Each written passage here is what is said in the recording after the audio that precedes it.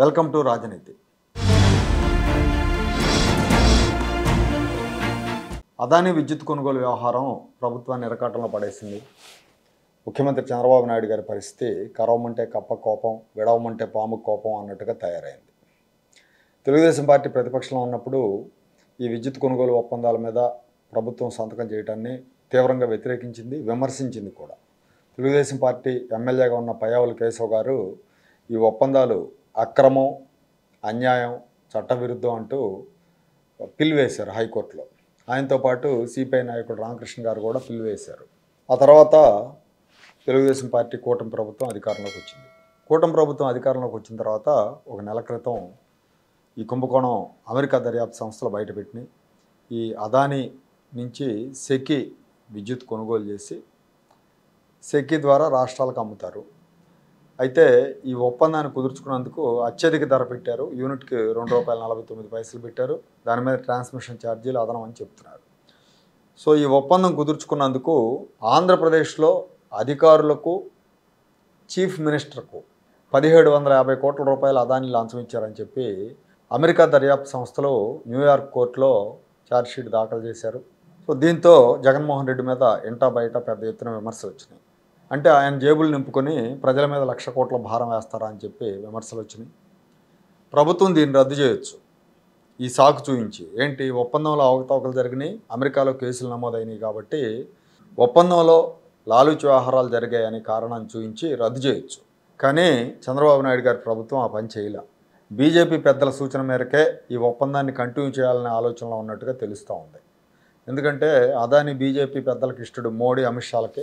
అదానీకి ముల్లుగుచ్చుకుంటే మోడీకి, అమిత్ షాకి నొప్పుడుతుంది కాబట్టి వాళ్ళు ఈ ఒప్పందం విషయంలో మీరు రద్దు చేసుకోవద్దు, రద్దు చేసుకుంటే ఇబ్బంది అవుతుంది, ఇప్పటికే పార్లమెంట్లో గొడవ అవుతా ఉందని చెప్పినట్టుగా ఢిల్లీలో ప్రచారం జరుగుతూ ఉంది. అందుకే చంద్రబాబు నాయుడు గారు మోడీ, అమిత్ షాలను సాటిస్ఫై చేయడానికి ప్రజల మీద 1,00,000 కోట్ల భారం వేయడానికి సిద్ధమయ్యారు. పైగా ఈ ఒప్పందాన్ని రద్దు చేసుకుంటే రాష్ట్ర ప్రభుత్వం 3,100 కోట్లు జరిమానా చెల్లించాల్సి ఉంటుంది. అలాగే రాష్ట్రంలో పారిశ్రామిక వాతావరణం దెబ్బతింటుందని చెప్పి ఆయన చెప్తున్నారు. కానీ నిజంగా ఒకవేళ చెల్లించాల్సి వచ్చిన 3,000 కోట్లు ప్రజల మీద పడే భారంతో పోల్చుకుంటే చాలా స్వల్పమైన అమౌంట్ అది. అలాగే రద్దు చేయడం మూలంగా రాష్ట్రంలో పారిశ్రామిక వాతావరణం దెబ్బతిందు. అది ఒక తప్పుడు ఒప్పందం కాబట్టి రద్దు చేశారు. కంటిన్యూ చేస్తేనే ఇబ్బంది అవుతుంది. లంచాలు తీసుకొని వీళ్ళు పర్మిషన్లు ఇస్తారనేది బయట స్ప్రెడ్ అయిపోతుంది అనమాట.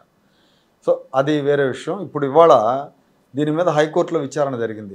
ఏదైతే కేశవ్ గారు పిల్లు వేశారో హైకోర్టులో ఈ ఒప్పందం అక్రమం, లోపభూయిష్టం, చట్టవిరుద్ధం, తప్పుడు ఒప్పందం అని చెప్పి పిల్లు వేశారు. సిపిఐ రామకృష్ణ గారు కూడా వేశారు పిల్లు. దాని మీద ఇవాళ హైకోర్టులో విచారణ జరిగింది. విచారణ సందర్భంగా సుప్రీంకోర్టు సీనియర్ అడ్వకేట్ ఆదినారాయణరావు గారు పిటిషనర్ల తరపున వాదించారు.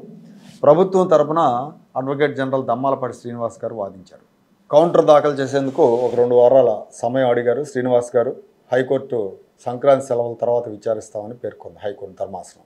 అయితే ఇక్కడే చాలా విచిత్రమైన పరిస్థితి ఏర్పడింది. అప్పట్లో ప్రతిపక్షంలో ఉన్న ఎమ్మెల్యే పయ్యావుల కేశవ్ గారు ఈ ఒప్పందాన్ని రద్దు చేయండి అని చెప్పి పిటిషన్ వేశారు. ఇప్పుడు కౌంటర్ దాఖలు చేయాలంటే ప్రభుత్వ ఆదేశాల మేరకు ప్రభుత్వం ఏం చెప్తే దాన్ని దాఖలు చేయాలి అడ్వకేట్ జనరల్ గారు. అప్పుడు పిటిషన్ వేసిన పయ్యావుల కేశవ్ గారు ఇప్పుడు ఆర్థిక మంత్రిగా ప్రభుత్వంలో ఉన్నారు. అంటే పిటిషనర్ చెప్పాలి ఏం కౌంటర్ వేయాలనేది. అంటే ప్రతిపక్షంలో ఉన్న స్టాండ్ ప్రకారం ఉంటే ఇబ్బంది ఉండేది కాదు. ఏముంది, కౌంటర్ వేసేవచ్చు, ఇది అక్రమమైన ఒప్పందం, దీన్ని మేము రద్దు చేసుకుంటున్నామనో లేదంటే రద్దు చేయండి అంటే కోర్టు దానికి అంగీకరిస్తుంది. కానీ వాళ్ళ స్టాండ్ మారింది. కేంద్రం నుంచి వస్తున్న ఒత్తిళ్లతోటి ఈ ఒప్పందాన్ని కొనసాగించే యోచనలో ప్రభుత్వం ఉందంటున్నారు. సో అప్పుడు కౌంటర్ ఏమైనా వేయాలి, ఒప్పందానికి అనుకూలంగా కౌంటర్ వేయాలి. ఒప్పందానికి అనుకూలంగా కౌంటర్ వేస్తే జగన్మోహన్ రెడ్డికి సర్టిఫికేట్ ఇచ్చినట్టు అవుతుంది. ఇప్పటిదాకా 1750 కోట్ల రూపాయలు మెక్కేసి ప్రజల మీద భారం మోపాడు అని చేసిన ఆరోపణలన్నీ కూడా గాల్లో కలిసిపోతాయి. సో జగన్మోహన్ రెడ్డికి క్లీన్ సర్టిఫికేట్ ఇచ్చినట్టు. దాంతో ఆయన రెచ్చిపోతాడు. చూసారా, నేను తప్పు చేయలేదు, ప్రభుత్వం ఇచ్చింది, ఒప్పందం సక్రమం అని కోర్టులో కౌంటర్ దాఖలు చేసింది. గతంలో కూడా నేనే తప్పులు చేయలేదు, ఇలాగే 1,00,000 కోట్లని నా మీద ఆరోపణలు చేశారు అని చెప్పి ఆయన రోడ్డు ఎక్కే అవకాశం ఉంటుంది. అంటే అదొక ఆత్మహత్యా సదృశమైన నిర్ణయం అవుతుంది. లేదు, ఒప్పందం లోపభూయిష్టమైంది అని కనుక కౌంటర్ వేస్తే మోడీ, అదానీలకు వ్యతిరేకంగా వెళ్ళినట్టు అవుతుంది. ఇప్పుడు చంద్రబాబు నాయుడు గారు నాకు రాష్ట్రం ప్రజలే ముఖ్యమని ముందుకెళ్తారో లేదంటే జగన్మోహన్ రెడ్డి సచ్యులుడని, నిజాయితీపరుడని, లంచాలు తీసుకోలేదని సర్టిఫికేట్ ఇస్తారో, లేకపోతే పయ్యావుల కేశవ్ గారితో ఈ పిటిషన్ని ఉపసంహరిస్తారో చూడాలి. ఒకవేళ పిటిషన్ ఉపసంహరించుకున్నా కూడా చెడ్డ పేరు వస్తుంది. వీళ్ళు ఉపసంహరించుకున్న సిపిఐ రామకృష్ణ గారు ఉపసంహరించుకునే అవకాశం ఉండదు.